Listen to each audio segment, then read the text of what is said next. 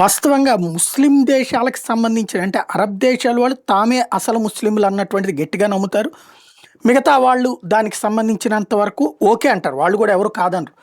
అదే సందర్భంలో పాకిస్తానోళ్ళు మేమే ఒరిజినల్ ముస్లింలు, అట్లాగే బంగ్లాదేశ్ వాళ్ళు మేమే అనుకునేటటువంటి పరిస్థితి ఉంటది.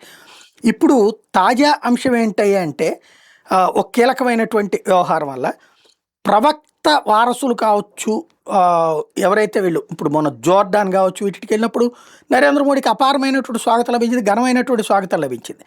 ఇదే ఇప్పుడు చర్చనీయాంశమైనటువంటి వ్యవహారం. తాజాగా చూస్తే ప్రవక్త వారసులు లాంటి వాళ్ళు మాత్రం ఎప్పుడూ ఎలాంటి ఇబ్బంది పెట్టట్లేదు. వాళ్ళ దేశంలో మాత్రం సంప్రదాయం డిఫరెంట్గా ఉంటుంది. దాన్నే ఇప్పుడు హిందూ సంఘాలు ప్రశ్నిస్తున్నాయి.